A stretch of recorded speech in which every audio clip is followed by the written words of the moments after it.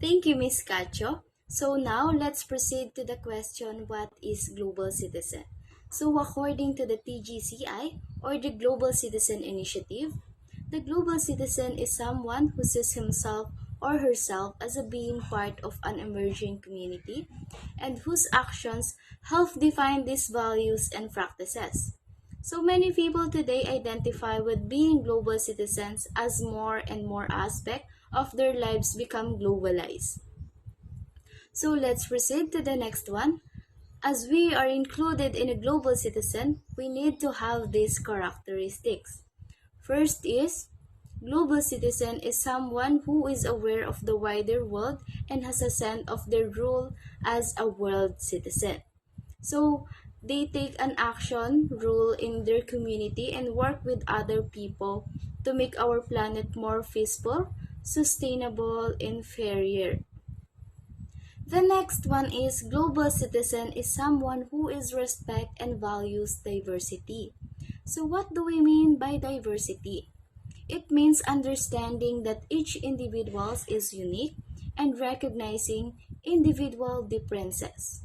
For example, understanding and appreciating interdependence of humanity culture and natural environment. So this also means that we should accept and recognize our own differences and do not be hostile with the other people and have that empathy and respect, and we must also believe that all people or citizens are equal no matter how or no matter what where they came from and what their group belong to. The next one is global citizen is someone who has understanding of how the world works. So a global citizen sees beyond their own backyard. They have enough awareness of global trends, of sense and if traced, and also how what happens in their own local affects other worldwide. So they see the interdependence of globalization on how the world has shrunk as technology has made them easier than ever to communicate, trade, and to move around the world in a record time. This awareness results from the combination of empathy, knowledge of the interconnectedness of the world. So the next one is global citizen is someone who outrage social injustice. What do we mean by outrage? Outrage means powerful feeling or anger aroused by something perceived as injury. So meaning to say anyone is not allowed to do something unlawful to anyone in the community. Another one is global citizen is someone who participating in community at a range of levels from local to the global. Global citizens see themselves as a part of the world community. Such a community is rapidly emerging as a result of the growing interconnectivity and interdependence of people and their countries.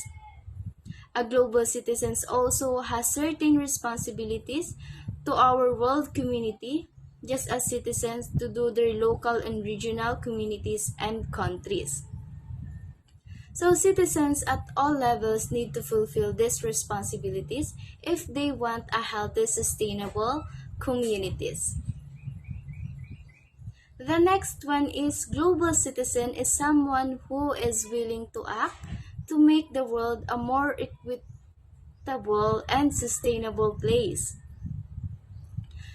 Global citizens see themselves as a part of world community, as what I've said, such as community in rapidly emerging as a result of the growing interconnectivity and interdependence of people and their country. The most important is a global citizen's action support the political, social, economic, and the moral values of this community, which have also been exposed by the global leaders for the past 100 years. So these values include human rights, gender equity, environment stewardship, and sustainable development, and also the reduction of the poverty and income inequalities, and a good governance. And also, the most important thing in here is the peace and justice. The personal moral values of our world community can be found throughout humanity, Greek's philosophical traditions. And lastly, global citizen is someone who take responsibility for their action. A global citizen has the right and responsibility in relation to his or her membership of the world community.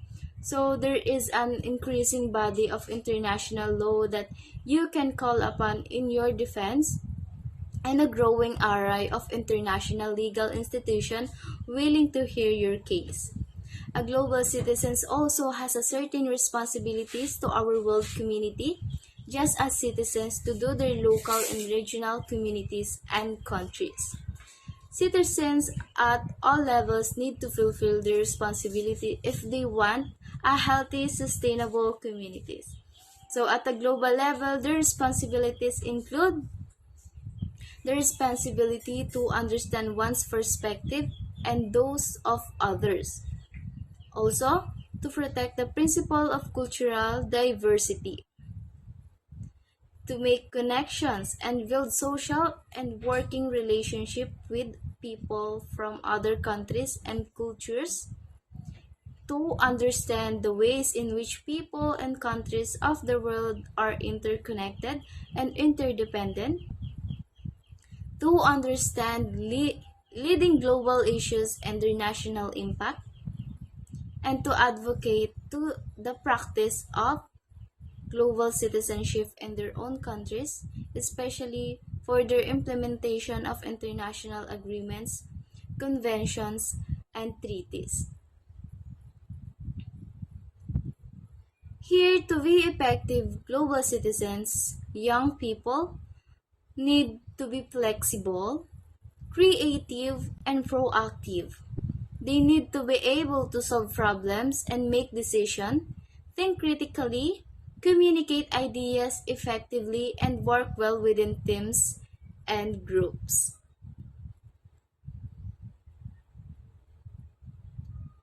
The next one is we have two kinds of global citizen.